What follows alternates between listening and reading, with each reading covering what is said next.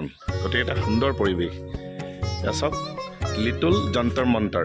প্ৰথম সোমাই আহি এইটো দেখা পাব আপোনালোকে ইয়াত নটিচ বৰ্ড আছে চাওক এই প্ৰতিমূৰ্তি ওচৰতে আছে চাওক নমস্কাৰ প্ৰিয় দৰ্শক ধুবুৰীৰ ৰত্নাপীঠ মহাবিদ্যালয়ৰ কেম্পাছৰ পৰা আপোনালোকক সকলোকে জনাইছোঁ স্বাগতম ধুবুৰী জিলাৰ সেই সীমাত উপস্থিত আছোঁ আৰু এই অঞ্চলটোৰ নাম হ'ল বহলপুৰ গতিকে আমি ইলেকশ্যন ডিউটি কৰিবলৈ আহিছিলোঁ আৰু এইখন কলেজ এয়া ৰত্নাপীঠ মহাবিদ্যালয় এইখন কলেজতে আমি ইয়াতে আছোঁ আৰু এই কলেজখনৰ এটা সুনাম ৰত্নাপীঠ কলেজ 1978ত এইটো প্ৰতিষ্ঠা হৈছিলে আৰু বহলপুৰ চাপৰ ডিষ্ট্ৰিক্ট ধুবুৰী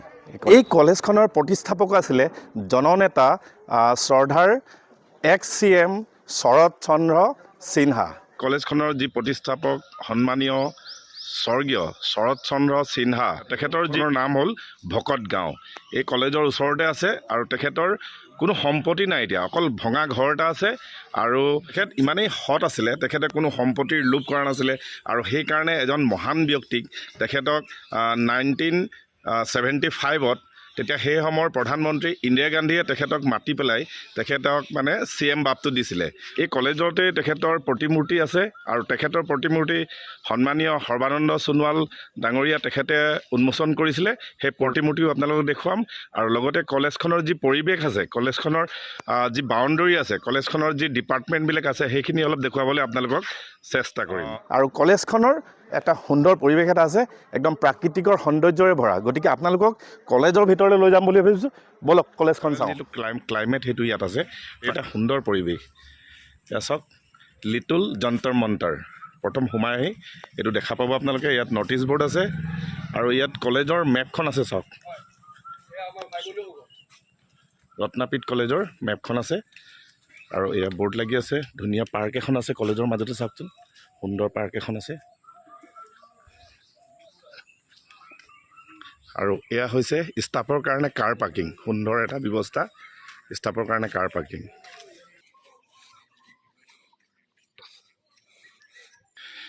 আৰু এয়া হ'ল জননেতা স্বৰ্গীয় শৰৎ চন্দ্ৰ সিনহাৰ প্ৰতিমূৰ্তি এয়া চাওক আৰু ইয়াতে মাননীয় সৰ্বানন্দ সোণোৱাল ডাঙৰীয়া তেখেতে ইয়াতে উদ্বোধন কৰিছিলে এয়া ফলক লাগি আছে আৰু মই এতিয়া আপোনালোকক যি কলেজৰ কেম্পাছ আছে কেম্পাছৰ ভিতৰত গোটেই যি ডিপাৰ্টমেণ্টবোৰ আছে লগতে ইয়াৰ গোটেই পৰিৱেশটো অলপ আপোনালোকক দেখুৱাব বিচাৰিছোঁ চাওক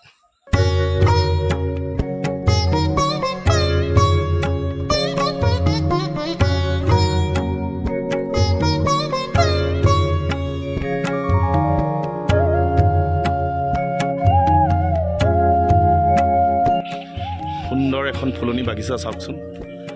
চাৰিওফালে ফুলনি বাৰী সুন্দৰ বাগিচা এখন আছে আৰু ইয়াৰ মাজতে হ'ল কলেজ মানে প্ৰাকৃতিক সৌন্দৰ্যৰে ভৰা মানে গছ গছনিৰে চাৰিওফালে ভৰা চাওকচোন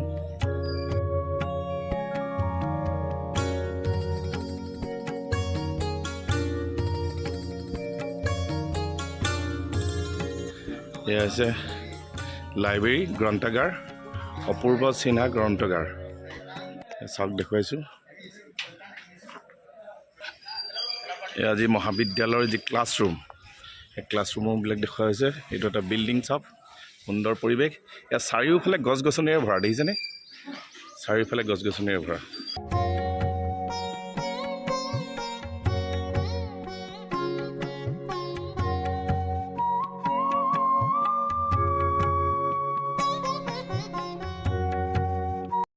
এয়া হৈছে কম্পিউটাৰ লাৰ্ণিং চেণ্টাৰ ৰত্নাপীঠ মহাবিদ্যালয় আৰু এইফালে আছে আপোনাৰ ওমেন হোষ্টেল ৰত্নাপীঠ কলেজ বহলপুৰ চাওক ওমেন হোষ্টেল আছে এইখিনি এইফালে আছে গাৰ্লছ হোষ্টেল ইয়াত বৰ্ড মৰা আছে চাওক ছাত্ৰী নিবাস অধীক্ষকৰ আৱাস অতিথিশালা ঔষধি বন উদ্যান আৰু ৰত্নাপীঠ ষ্টেডিয়াম এইফালে এয়া চাওক এই হলটো এতিয়া ওচৰলৈ আহি আছোঁ কিন্তু হলটোৰ নামটো মই এতিয়া আপোনালোকক দেখুৱাবলৈ চেষ্টা কৰিছোঁ চাওক কিশোৰ ভৱন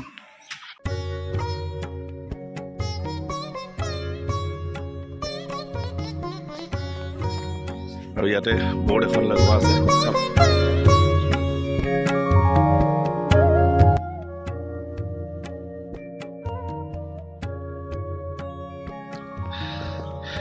ফ্লেগ হোষ্টিঙৰ ব্যৱস্থা আছে ভিতৰতে চব ধুনীয়া পাৰ্ক এখনৰ মাজতে হ'ল ফ্লেগ হোষ্টিং কৰে ইয়াতে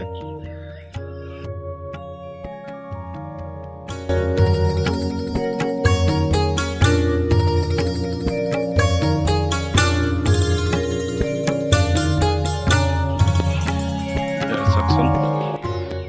ফুলৰ বাগিচাখন চাওক কি সুন্দৰকৈ ৰাখিছে চাওক মাইণ্ড ব্লোয়িং পৰিৱেশ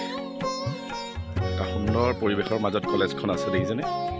আৰু এইখন কলেজৰ হ'ল প্ৰতিষ্ঠাপক স্বৰ্গীয় শ্ৰদ্ধাৰ শৰৎ চন্দ্ৰ সিনহা তেখেতৰ ইয়াতেই ঘৰ ভকত গাঁৱত তেখেতৰ ঘৰ আৰু তেখেতে এই কলেজখন তেখেতে প্ৰতিষ্ঠা কৰিছিলে চাওক আৰু ইয়াৰ নটিচ বৰ্ড আছে ইয়াতে আৰু একুৱাৰ ব্যৱস্থা আছে পানীৰ ব্যৱস্থা আছে চাওক এতিয়া আহিলোঁ কেণ্টিনখনৰ নাম হ'ল ইটি কেণ্টিন গতিকে ভিতৰলৈ সোমাই যাওঁ আৰু কি কি আছে আপোনালোকক দেখুৱাবলৈ চেষ্টা কৰিছোঁ চাওকচোন ইয়াত বৰ্ড এখন মাৰি থোৱা আছে ইটি কেণ্টিন ম'ম' চাওমিন চিকেন মানে গোটেই সোপা ফাষ্টফুডৰ যিবিলাক উঠি অহা ল'ৰা ছোৱালীয়ে যিখিনি ভাল পায় গোটেইখিনি আছে চাওকচোন এইটো ৰেড বুল লিখা আছে চাওক এতিয়া মই বহি আছোঁ কেণ্টিনত কলেজৰ কেণ্টিনত আৰু এতিয়া পুৰি বনাই আছে ৰাতিপুৱা পুৰি খাম কথাটো হ'ল এই আমাৰ স্বৰ্গীয় শৰৎ চন্দ্ৰ সিনহা তেখেত এক্স CM আছিলে আৰু তেখেত বোলে এনেকুৱা এজন সৎ মানুহ আছিলে যিবোৰ মানুহ ওচৰৰ ব্যক্তি তেখেতে কৈছে যে কোনো সম্পত্তিৰ লোভ কৰা নাছিলে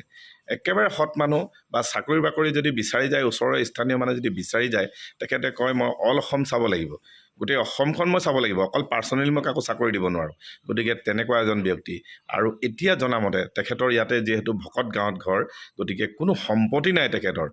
মাননীয় সৰ্বানন্দ সোণোৱাল ডাঙৰীয়া তেখেতৰ ঘৰ এটা বোলে তেওঁ উদ্বোধন কৰি থৈ আহিছে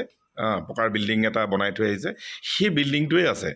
আৰু তেওঁৰ কোনো সম্পত্তি নাই ভঙা ঘৰ এটা আছে গতিকে চাওক এইবোৰ মহান ব্যক্তি গতিকে সম্পত্তিৰ লোভ নাই আৰু এইখন কলেজৰ